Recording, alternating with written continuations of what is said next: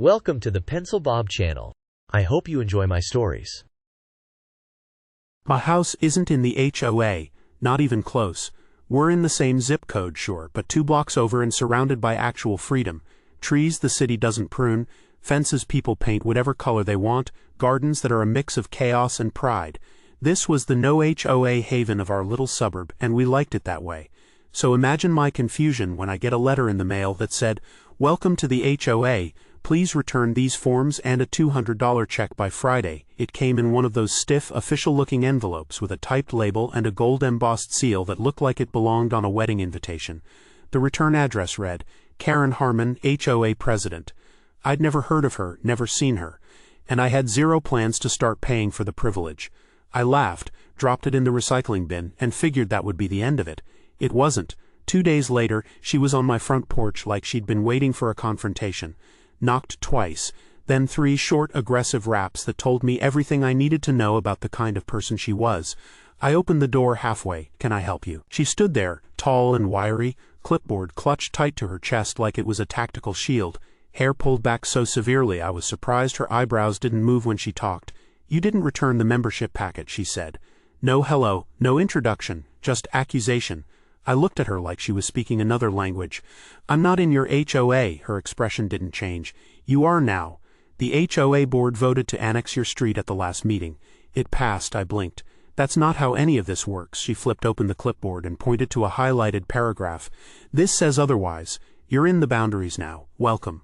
You can't just drag us in without consent. That's illegal." "It's already done," she said with a smile so smug I felt my blood pressure spike. "If you don't comply, we'll begin issuing fines." I shut the door in her face. That was supposed to be the end of it. By the weekend, another envelope showed up, this one bulging with printouts like she'd gone on a citation spree. 6 violations. Overgrown grass, my lawn was barely an inch over, an unauthorized mailbox color, mine's forest green, and my personal favorite, excessive individuality. The others were nonsense too, a bird bath placed in noncompliance with neighborhood standards, trash bins visible from the street for more than 30 minutes, a wind spinner someone gave me for my birthday labeled as distracting visual clutter. I threw them in the trash. She came back. This time she stood on the sidewalk and shouted at me through my closed window, "Noncompliance will result in legal consequences." My dog barked his head off. I didn't open the door. 3 days later, I got a certified letter about a lien being placed on my property. I had 2 options, pay the $1,800 in fines or appear in court. I called my lawyer Nick and explained the insanity. He laughed so hard he choked on his coffee. "She's trying to annex properties without deeds? That's not how HOAs work." "I know, but she's real confident. Let her bring it. I want to watch this circus unfold." The court date rolled around a few weeks later. I walked in wearing jeans and a button-up shirt. Karen strutted in like she was presenting at a board meeting for a Fortune 500 company. Navy blue blazer, pearls, and binders. So many binders. She set them down with a dramatic thump and immediately began organizing her papers with that showy efficiency people use when they want to prove they're better than you. Nick leaned over to me. $10 says those binders are full of made-up bylaws. "You're on." Karen went first. She gave a long-winded speech about the importance of neighborhood unity, the powers granted to her by the HOA charter, and how expansion of the boundaries was necessary to preserve property values. Then she tried to submit maps she'd drawn herself. Nick objected. The judge squinted at the papers. "These were printed off Google Maps and highlighted in marker," he said flatly. Karen didn't flinch. "They reflect the current neighborhood layout." "According to whom?" "The board." "Are there official minutes from the vote?" Karen opened a binder. "Of course." Nick raised his hand. "Objection. The documents she's referring to are fabricated. We requested minutes in discovery and received none." The judge looked at me. "Did you ever agree to join this HOA?" "No, Your Honor. I wasn't even asked. I just got a letter demanding money." "And do you live within the original boundaries of the HOA?" "No, my property's not listed in their founding documents." Karen jumped in. "We've expanded our influence to include his block." The vote was unanimous. "Among who?" "The board." "The board doesn't have the authority to annex property." Karen's jaw tightened. "It was done in good faith." The judge looked genuinely amused now. "You can't fine someone who never agreed to your rules. This isn't a monarchy. You don't get to impose governance on people without consent." He ruled in my favor so fast I had whiplash. He called the entire ordeal harassment, told her to cease all further communication, and warned that if I filed a restraining order, he'd likely grant it. Karen turned a shade of red I hadn't seen since college frat boys drank Everclear. Outside the courtroom she hissed at me like I'd murdered her cat. "This isn't over." I just smiled. "It is for me." A week later I filed the restraining order. She had been spotted on my property 3 separate times. Once to leave another fine on my windshield, once to yell threats through my mail slot at 2 a.m., and once to peek through the slats in my back fence while I was grilling. The judge signed the order without hesitation. That's when things really went sideways. She couldn't legally approach me anymore, so she doubled down on the people she could still touch, the actual HOA members. And that's when the madness escalated. First came the newsletters, pages of new rules printed in Comic Sans, delivered door to door by hand. One neighbor got 7 copies. Some of the new rules: curtains must be white or beige, no exceptions, no parking facing the street, hoses could only be used on Wednesdays, no bird feeders, they attract unapproved wildlife. Rick, my buddy from 2 blocks over, called me laughing. She's trying to ban wind chimes, claims they disrupt the neighborhood frequency. The what now? Your guess is as good as mine. By the end of that month at least a dozen neighbors had received fines for things like too many flower pots having non-standard trash bins, and one woman got cited because her kid's bike was left out for an hour. Karen blamed it all on me. She said, "You drained the HOA's legal fund," Rick told me, over beers in his backyard. I didn't sue her. She came after me. "Yeah, well, she's rewriting history like it's her day job. Called you a rogue anarchist during the last meeting." I laughed so hard I almost dropped my drink. "Please tell me someone recorded that." Rick pulled out his phone. "I did. Want to hear her freak out when someone brings up the restraining order?" And we sat there, 2 guys sipping cold beer, listening to the meltdown of a self-appointed dictator. That was the beginning. What we didn't know was how much worse it was going to get, because that's when Bob entered the picture. Bob lived in the neighborhood, technically. His house sat way out at the far edge, where the sidewalks gave up and the gravel started. His yard bled into the woods, no fence, no boundary, just weeds and towering trees that looked like they'd swallow the house whole. The place leaned a little, like it had once tried to stand proud and then gave up around 1997. Porch sagging, shutters missing, paint sun-bleached into some unidentifiable color. But it stood, and inside it lived Bob and his mother. His mother, Lorraine, was sweet. One of those soft-spoken women who called everyone dear and always asked how your dog was, even if you never told her you had one. Frail bones, light steps, and eyes that saw through nonsense like glass. She'd lived there since before the HOA existed. She had history in the ground. Bob was a different story. People didn't talk to Bob. They talked him, always in lowered voices with eyes darting to make sure he wasn't around. He wasn't dangerous, not exactly, just not wired right. You'd see him out in the yard, yelling at squirrels, angry theatrical monologues like they were tenants who hadn't paid rent. I once saw him arguing with his mailbox like it had personally insulted him. Then he licked it. Another time he was out there wearing a snorkel and flippers, watering a tree. But despite all of it, there was one thing he always came back to: his mother. He adored her. She grounded him. She gave him structure and calm in a world that made no sense to him. Without her, Bob unraveled. Karen hated Bob with a passion, hated him like he'd personally offended her with his very existence. She called him a blight, a walking lawsuit. She stood at HOA meetings, waving photographs of his house like they were crime scene evidence. "He lowers property values just by," she snapped once. "He's not a neighbor, he's a sideshow." She began her campaign quietly at first. Passive-aggressive notes stuck to Bob's door, complaints filed anonymously. Then she escalated. Trash violation. The bin wasn't secure enough. A citation followed a week later for peeling paint inconsistent with community standards. Then came a warning about the color of their mailbox. It was brown. Karen wanted black. Bob tried to ignore it. Lorraine just sighed. "We've seen worse," she told me once at the mailbox. "We'll see this through." But it didn't stop. Then Karen filed a report accusing Bob of threatening her. "He screamed at me from his porch," she said. "He was yelling at a raccoon," the neighbor across the street corrected. Karen crossed her arms. "He looked directly at me while doing it. That's intimidation." She brought it up at the next HOA meeting, tried to get a motion passed to classify Bob's property as a community nuisance. It failed, barely.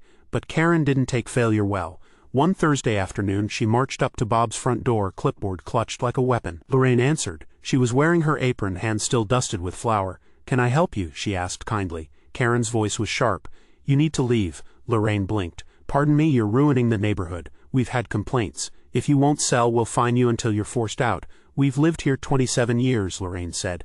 "This is our home." "Then maybe it's time to move on," Karen sneered. That's when Bob appeared in the doorway behind his mother. He wasn't yelling, he wasn't twitching, he was. "You don't talk to her like that," he said, voice quiet but firm. Karen didn't budge. "You don't belong here. This isn't an asylum village. You're not stable. And she's enabling you." Bob's fists clenched, his jaw twitched, but he didn't move. He stepped forward, put a hand on Lorraine's shoulder, and gently guided her back inside. Then he shut the door. He didn't come outside for days. No yelling, no mailbox licking, no snorkels. He just got quiet, and that silence, it was unsettling. 3 weeks later, Karen's house burned down. The fire started around 4:30 in the morning. It spread fast. Flames clawed up the walls and danced on the rooftop like they were celebrating. I stood on my lawn in my robe watching it burn, the whole block glowing orange. Someone said they saw a figure running from the scene, but nobody saw a face. Nobody could swear to anything.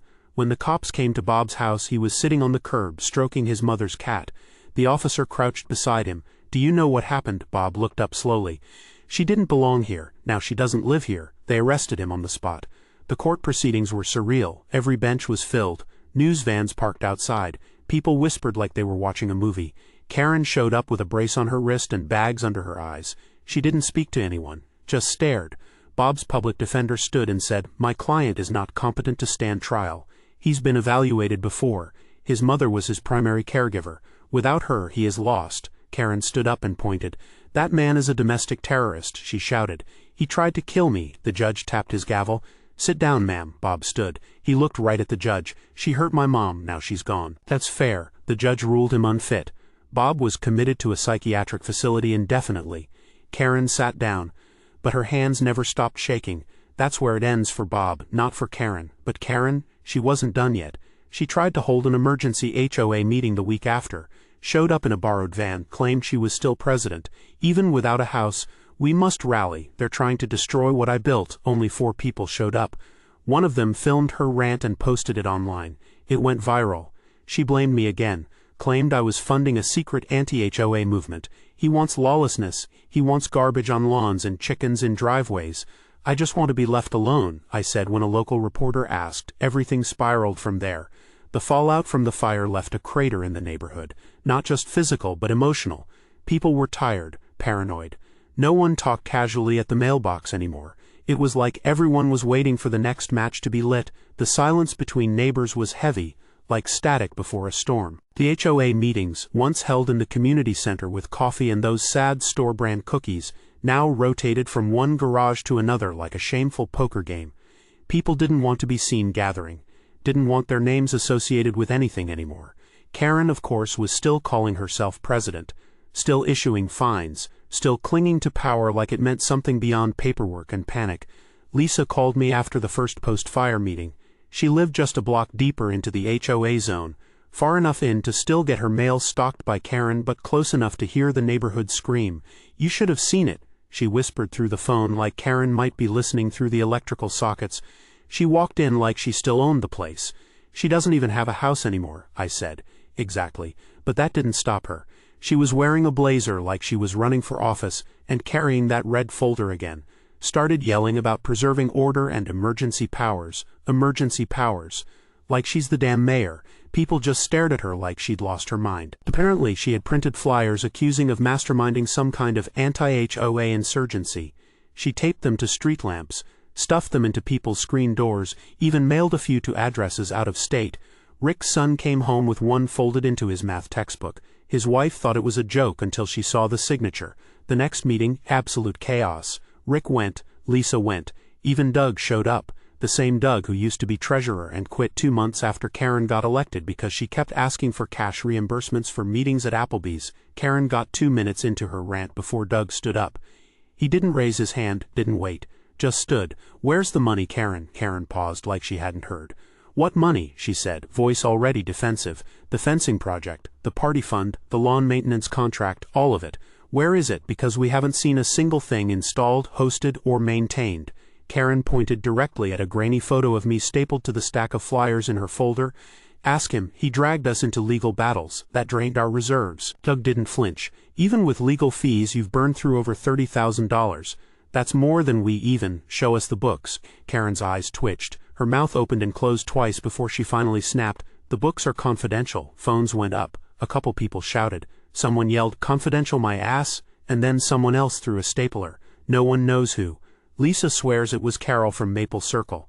Karen stormed out before it could get worse, yelling over her shoulder that she was calling the police for harassment.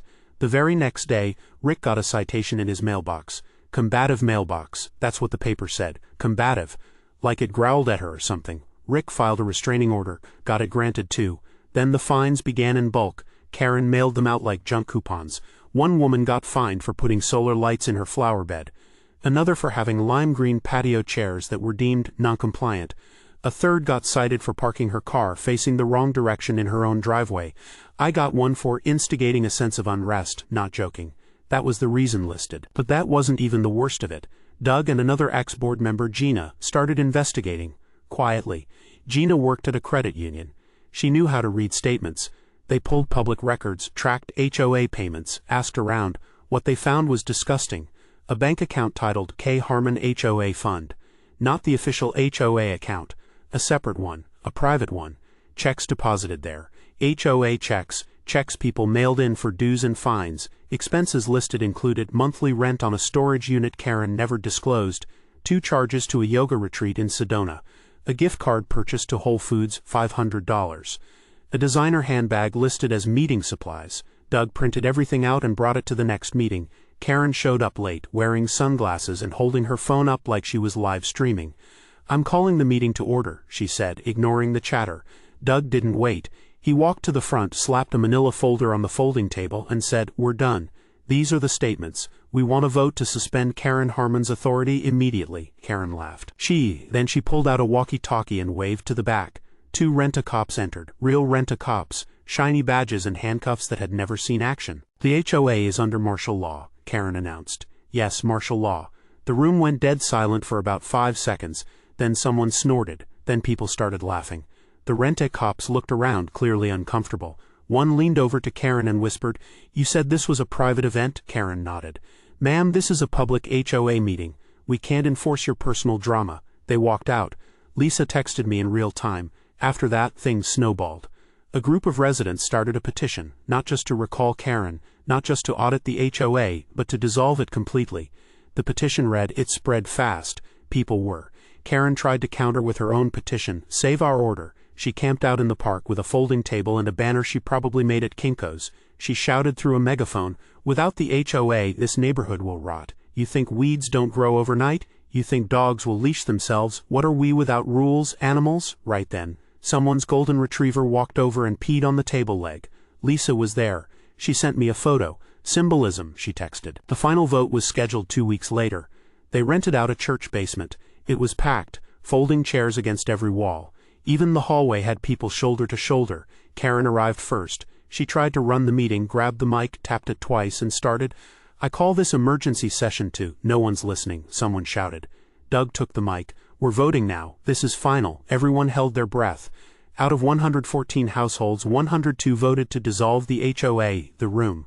People cheered. Someone cried. A guy in the back uncorked champagne. Karen tried to speak again, shouting about fraud and illegal votes. Then she tripped over the microphone cord. The mic cut out. Meeting adjourned. Karen was no longer president. There was no longer a presidency. And me, I watched it all from my porch, cold drink in hand and the biggest grin I'd worn in years. The silence that followed the HOA's collapse didn't last long. If anything, it was louder in its absence, like the quiet after a bomb where your ears ring and the dust hasn't settled. Karen, without a title, without a home, and without a shred of dignity, somehow still managed to be a public menace. Her need for control had nowhere to go. Like steam without a valve, she began roaming the neighborhood in a borrowed golf cart, the HOA logo still visible on the side but faded and peeling. She drove slow, like she was patrolling, like she still mattered. "This is still my neighborhood," she screeched at passers-by. Her voice cracked in places. Some folks ignored her. Others snickered. Someone spray-painted "Retired Dictator" on a signpost near the mailboxes. No one cleaned it up. Someone brought up Bob and the court case again and recounted how the judge had dismissed her. Bob, meanwhile, was officially charged with arson. His court date came and went without much drama. His lawyer, a public defender by the look of his outdated briefcase, didn't have to say much. Bob had already admitted it, more than once, loudly. "She said she wanted Mom gone," Bob told the officer. "So I made her go." He said it again during intake, again in holding, and again when the judge asked him to confirm his plea. Bob's mother sat silently in the courtroom, hands folded like she was waiting for a hymn. Her face didn't move, but when the judge declared Bob would be recommitted, she nodded once. Not a tear, not a blink. Like she'd already played the scene in her head 100 times. Karen showed up to the courthouse in a wrinkled pantsuit and borrowed heels, strutting like she was the prosecution. She tried to file a claim against Bob's mother for knowingly housing a threat. The judge cut her off before she could get through her first sentence. "This is not your courtroom, Ms. Harmon. But I have evidence. You are dismissed." I guess that did not even slow her down. 2 days later I found her standing on my sidewalk holding a folder and a fake smile like she was canvassing for office. "I'm suing you for character defamation," she said. "You mean defamation of character," I corrected. She glared. "Same thing. You don't even live here anymore." "That doesn't matter. You destroyed my legacy." "Lady, your legacy is a pile of burnt wood and bounced checks." She tried to slap me, missed by 1.5 feet. Then she spun around and stormed off, muttering something about civil suits and conspiracies. An hour later, Lisa called me, breathless from laughing. She left me a citation, handwritten, on my windshield. Said I was guilty of aggressive landscaping. What the hell does that mean? She didn't say. But she spelled aggressive with 1 G and 2 versus Doug, never one to miss a moment, decided it was time to celebrate the HOA's death. He organized a bonfire party. People brought folding chairs and old violation notices. Someone put up a banner made from torn-up newsletters, HOA Remembrance Night. The former accountant brought the old HOA binder, the one labeled Procedural Guidelines, and roasted marshmallows over it. One guy showed up with a karaoke machine. Kids ran barefoot on lawns that were once measured for blade length. Wine coolers were passed around. Someone played We Didn't Start the Fire on repeat. At one point, Lisa leaned in close and whispered, "You know what's wild?" "What?" I asked, sipping from a solo cup. "She almost won. She almost convinced us that we needed her." "She never convinced me," I said. "You don't need a queen to rule a cul-de-sac." She laughed so hard she snorted. By the next month, Karen was couch hopping. Her burnt property, or what was left of it, was repossessed by the local bank. Back taxes and unpaid fines. Ironic, really, considering she once fined someone for hanging a wind chime too low. Doug and 3 others filed a class action lawsuit. Fraud, misappropriation, theft, the works. Karen didn't show up for the first hearing. Word was she was staying with a cousin 2 towns over. Someone spotted her bagging groceries at the store off Main Street. Someone else said she applied at a landscaping firm. Poetic justice, Lisa said when she heard. As for Bob, he went back into the system. No drama, no spectacle. His mother sold her home quietly, moved away with no forwarding address, no goodbye, just gone. Lisa planted something in her garden. "It's symbolic," she said. No one argued. Karen's flyers stopped appearing, the mailboxes were left alone. The community board, once a hotbed of paranoia, was empty but clean. People started painting over the posts she once used to tack up citations. One night I walked outside and noticed something odd. Silence, no shouting, no warnings taped to car windows, no clipboards. Just wind and crickets. It didn't fix everything. Some neighbors still didn't talk. Some lawns were still a mess, but some were gorgeous. Some were weird, most were free. And for once that was enough. Karen, she vanished like a bad smell after a thunderstorm. No finale, no flames, just gone. Good riddance. Honestly, I don't even live in an HOA, but this gave me second-hand rage. Karen sounds like a walking lawsuit who got high off of authority and then couldn't handle life when it got stripped away. The golf cart patrols, the fake citations, that's not quirky, it's unhinged. And trying to sue people when you're the one under investigation for misappropriating funds? Delusional. She didn't just lose control, she lost her damn mind. I hope that landscaping firm makes her clean dog poop off the mower blades. Seems like poetic justice. This story makes me want to hug everyone who survived living under her reign of terror. Karen is the human embodiment of "I need to speak to the manager," except she the manager, and she fined you for breathing wrong. Handwritten citations for aggressive landscaping, accusing people of conspiracies, trying to slap someone over a verbal disagreement. Lady, go touch some grass, and not in a cited front lawn. The bonfire party was a perfect end to her chapter. Burn it all down and dance on the ashes, folks. As a lawyer who occasionally deals with HOA disputes, this is textbook narcissistic abuse of process. Karen's actions were not just unethical, they were borderline criminal and in some cases absolutely illegal. Attempting to file charges against a grieving mother, suing people after drained the community funds, declaring emergency powers like a suburban warlord. I would love to be in that courtroom watching her get dismissed mid-sentence. There's a reason so many HOA nightmares start with a Karen. This one just happened to peak like a fireworks show in reverse, loud, messy, and ending in total darkness.